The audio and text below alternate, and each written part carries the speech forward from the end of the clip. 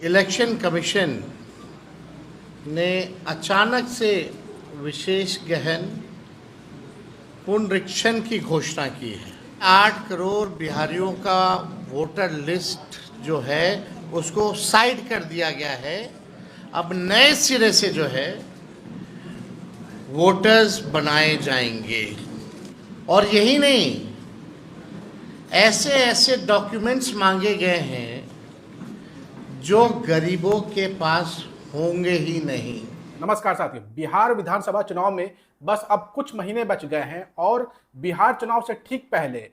बिहार चुनाव को जीतने के लिए कुछ पार्टियों के द्वारा बड़े पैमाने पर धांधली की तैयारी शुरू कर दी गई है। खबर यह आ रही है कि गैर बीजेपी वोटरों की नाम काटने के लिए बड़े पैमाने पर तैयारी की गई है और ये तैयारी जो है वो इलेक्शन कमीशन के जरिए की गई है, क्योंकि अभी एक बड़ा नोटिफिकेशन आया है इलेक्शन कमीशन का, जिसमें नागरिकों से कुछ ऐसे दस्तावेज मांगे गए हैं जो बिहार के 80% जनता दे ही नहीं पाएगी। यानी कि एक तरीके से इनडायरेक्टली एनआरसी लागू करने की कोशिश की जा रही है और साथ ही साथ उन वोटरों को टारगेट किया जा रहा है जो बीजेपी को वोट नहीं करते हैं, अलग अलग पार्टियों को वोट करते हैं। उन वोटरों का नाम ही काटने की तैयारी की जा रही है ताकि आसानी से भारतीय जनता पार्टी बिहार का चुनाव जीत जाए। और सवाल यह भी उठ रहा है कि क्या रोहिंग्या बांग्लादेशियों का नाम लेकर के भारत में उन नागरिकों को टारगेट किया जा रहा है, उन वोटरों को टारगेट किया जा रहा है जो भारतीय जनता पार्टी को या फिर बिहार के अंदर एनडीए को वोट नहीं करने वाले हैं। क्योंकि आज जो नोटिफिकेशन आया है इलेक्शन कमीशन की तरफ से और कहा यह जा रहा है कि अब इलेक्शन कमीशन जो है वो हर वोटर के घर जा जा करके फिजिकली उनका वेरिफिकेशन करेगी और उसके बाद नया वोटर आईडी कार्ड जारी होगा। ये नोटिफिकेशन तब आया है जब बिहार में चुनाव होने में बस कुछ महीने बचे हैं। गिन करके अगर देखा जाए तो 3 महीने मुश्किल से बचे हैं बिहार के चुनाव में और उससे पहले इतना बड़ा नोटिफिकेशन आ गया है। पूरी खबर क्या है आप वीडियो के अंत तक देखिए, पूरा मामला आपको समझ में आ जाएगा कि कैसे मोदी शाह सरकार पिछले दरवाजे से एनआरसी लागू करने की कोशिश की जा रही है। और एक बार फिर से आपको देखने को मिलेगा, अगर ये नोटिफिकेशन सच में लागू हो जाता है तो बिहार में अफरा तफरी मच जाएगी और लोग अपने डॉक्यूमेंट निकाल निकाल करके परेशान हो जाएंगे, खोजने में और वेरिफिकेशन कराने में ही परेशान हो जाएंगे। पूरी जानकारी आपको इस वीडियो में मिल जाएगी, तो आपसे गुजारिश है कि आप इस वीडियो को आखिर तक देखिए। ना सिर्फ देखिए बल्कि हर उस नागरिक तक पहुंचाइए जो बिहार से ताल्लुक रखता है, जो बंगाल से ताल्लुक रखता है और जो अन्य राज्यों से ताल्लुक रखता है जहां पर अभी चुनाव नहीं हुए हैं और होने वाले हैं,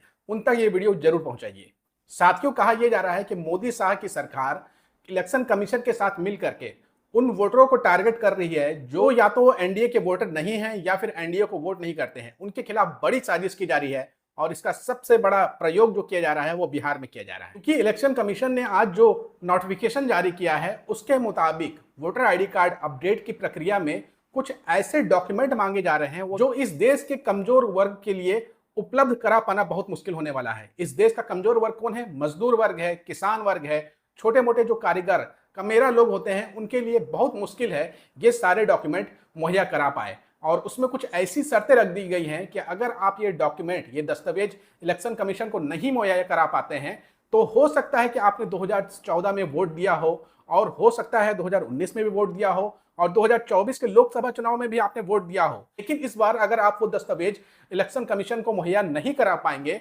तो आपका वोटर आईडी कार्ड रद्द कर दिया जाएगा, आप इस देश के वोटर नहीं रह जाएंगे। साथियों, आपको याद होगा जब सीए बिल नहीं लाया गया था, हमारे देश के गृह मंत्री अमित शाह ने संसद में खड़े होकर के बोला था कि आप क्रोनोलॉजी समझिए, सबसे पहले सीए आएगा फिर एनआरसी आएगा। तो उसी तरीके से जो इस बार जो डॉक्यूमेंट मांगे जा रहे हैं इलेक्शन कमीशन के द्वारा वोटर आईडी कार्ड वेरिफिकेशन की प्रक्रिया में, उसमें यही कहा जा रहा है कि पीछे से बैकडोर से एनआरसी लागू करने की कोशिश की जा रही है और जब देश का एक नागरिक जो पिछले कई समय से वोटर रहा है वो वोटर नहीं रह जाएगा तो उससे और कई तरह के सवाल भविष्य में किए जा सकते हैं। साथियों, जैसे ही ये इलेक्शन कमीशन के द्वारा ये नोटिफिकेशन जारी की गई है, ये नया वोटर प्रक्रिया को वेरिफिकेशन करने वाला, उसके बाद कांग्रेस, आरजेडी और तृणमूल कांग्रेस की तरफ से तीखी प्रतिक्रिया आई है और कई सारे राजनेताओं ने साफ साफ कह दिया है कि बैकडोर से एनआरसी लागू करने की कोशिश की जा रही है और खास तौर से ध्यान रखा जा रहा है कि जो कांग्रेस के वोटर हैं, जो तृणमूल कांग्रेस के वोटर हैं, जो आरजेडी के वोटर हैं,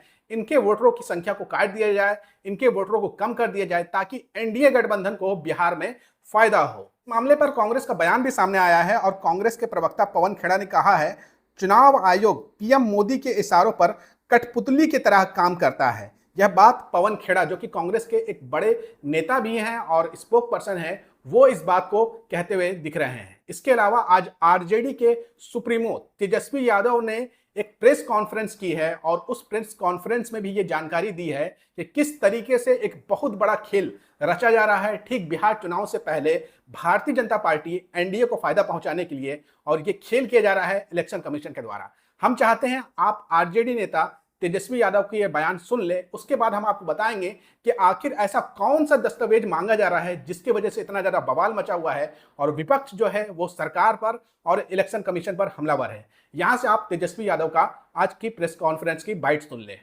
ये लोकतंत्र और संविधान के साथ खिलवाड़ हो रहा है। आप सब लोगों को पता होगा कि इलेक्शन कमीशन ने अचानक से विशेष गहन पुनरीक्षण की घोषणा की है। इसका ये मतलब है कि अभी जो पब्लिश हुआ था वोटर लिस्ट फरवरी माह में, जो फ्रेश घटाव जुड़ाव के बाद अब पूरे 8 करोड़ बिहारियों का वोटर लिस्ट जो है उसको साइड कर दिया गया है। अब नए सिरे से जो है वोटर्स बनाए जाएंगे। अब ये साफ तौर पे सवाल उठता है कि ठीक चुनाव से 2 महीने पहले आप ये काम क्यों कर रहे हैं, और लगभग क्या ये पॉसिबल है कि 8 करोड़ लोगों का 25 दिन के अंदर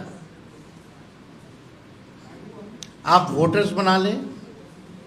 डोर टू डोर जाएं, और यही नहीं, ऐसे ऐसे डॉक्यूमेंट्स मांगे गए हैं जो गरीबों के पास होंगे ही नहीं। आपने राजद सुप्रीमो तेजस्वी यादव को सुन लिया। वो साफ साफ कह रहे हैं कि Bharatiya Janata party election commission के साथ मिलकर के बिहार चुनाव को जीतने के लिए इलेक्शन कमीशन के जरिए एक बड़ी धांधली की तैयारी कर रही है, और इससे जो है वो आरजेडी के वोटरों को नुकसान होगा, बिहार में महागठबंधन के वोटरों को नुकसान होगा, उनके बड़े पैमाने पर वोटरों के वोट काटे जाएंगे, और जो बिहार के आम नागरिक हैं वो दस्तावेज ढूंढने में परेशान हो जाएगा। ठीक उसी तरीके से परेशान होगा जिस तरीके से जब असम में एनआरसी लागू की गई थी तो लाखों लाख लोग, करोड़ों लोग जो है दस्तावेज ढूंढने में परेशान हुए थे, बड़े पैमाने पे भ्रष्टाचार हुआ था, और रिजल्ट क्या निकला था कि एनआरसी को असम सरकार ही मानने से मना कर दी थी। ठीक उसी तरीके का अफरा तफरी का माहौल बिहार में भी देखने को मिलेगा जब यह प्रक्रिया की शुरुआत बिहार के अंदर की जाएगी। अब हम आपको बताते हैं कि ऐसे कौन से वो दस्तावेज मांगे जा रहे हैं जिसके वजह से लोग काफी ज्यादा परेशान हो सकते हैं और विपक्ष जो है वो सरकार पे हमलावर है। आप अपने स्क्रीन पे ये खबर देखिए, न्यूज 18 की खबर है, और इसमें आप ध्यान से देखिएगा कि 1 जुलाई 1987 और 2 दिसंबर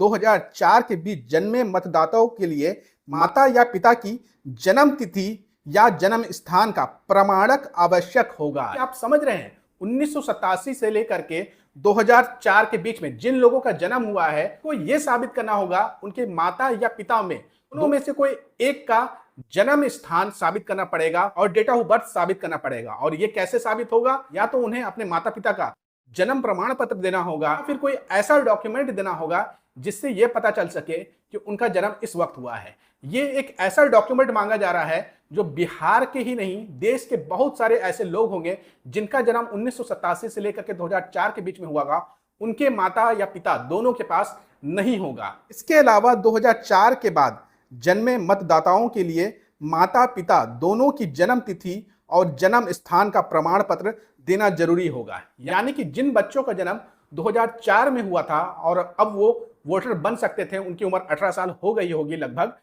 उनको अपने माता और पिता का दोनों का जन्म स्थान और डेट ऑफ बर्थ साबित करना पड़ेगा और उसके लिए डॉक्यूमेंट देना पड़ेगा। आप सोच के देखिए, केवल कल्पना करके देखिए, ये कितना ज्यादा कठिन है एक देश के आम नागरिक के लिए कि वो अपने माता और पिता का जन्म प्रमाण पत्र दिखाए और उनका जन्म स्थान साबित करे और डेट ऑफ बर्थ को साबित करे। अगर आप ये डॉक्यूमेंट नहीं मुहैया कर पाते हैं तो आपका नाम अगर वोटर आईडी कार्ड में जुड़ा हुआ है तो आप अब से इस देश के वोटर नहीं रहेंगे और इस बार वोट नहीं दे पाएंगे। और जो नए बच्चे जो इस बार वोट देने जा रहे होंगे, जो यंगर होंगे, 18 साल के हो गए होंगे, वो भी इस देश के वोटर नहीं रहेंगे। यानी कि पिछले दौर से एनआरसी लागू करने की तैयारी की जा रही है और कल को हो सकता है आपसे सवाल किया जाए कि आप तो इस देश के वोटर है ही नहीं है, क्योंकि आपने अपने माता पिता का जन्म स्थान साबित नहीं कर पाया, उनका डेट ऑफ बर्थ साबित नहीं कर पाया। जब आप इस देश के वोटर नहीं हैं तो फिर आपके ऊपर कई तरह के सवाल जो है खड़े होना शुरू हो जाएंगे, क्योंकि आज जो इलेक्शन कमीशन ने नोटिफिकेशन जारी किया है उसमें साफ साफ कह दिया है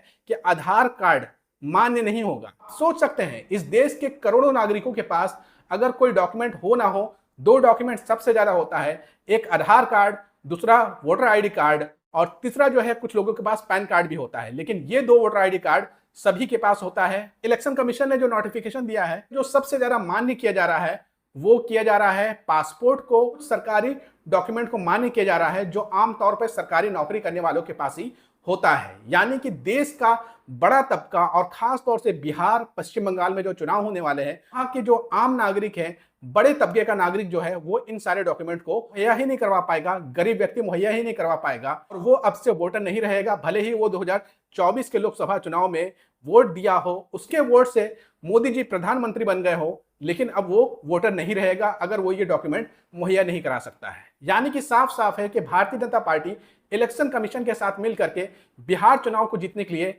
नए खेल की तैयारी कर रही है और इसी के ऊपर पश्चिम बंगाल के मुख्यमंत्री तृणमूल कांग्रेस का भी बयान सामने आया है। वो साफ साफ कह रहे हैं कि हम पश्चिम बंगाल के राजनीतिक पार्टी हैं जो कि पश्चिम बंगाल में सरकार भी चला रहे हैं।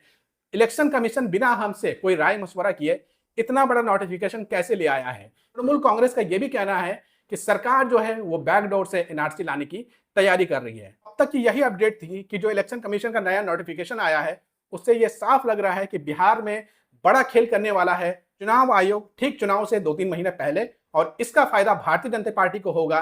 ठीक उसी तरीके से होगा जिस तरीके से हरियाणा, महाराष्ट्र में अलग अलग तरह के खेल किए गए थे, ये नया प्रयोग किया जा रहा है बिहार में और आप देखिएगा बिहार चुनाव का नतीजा क्या होगा अगर ये लागू हो जाता है। बिहार के जो विपक्ष की पार्टियां हैं, आरजेडी, कांग्रेस और महागठबंधन की पार्टियां हैं, वो साफ साफ कह रहे हैं कि हम इस कानून को लागू होना नहीं देंगे। देखना होगा कि ये कानून लागू होता है या नहीं होता है, वो तो देखना होगा। लेकिन अब आपकी जिम्मेदारी है इस वीडियो को हर एक नागरिक तक पहुंचाएं, हर एक भारतीय तक पहुंचाएं और खासतौर से बिहार, पश्चिम बंगाल के नागरिक तक जरूर जरूर पहुंचाएं।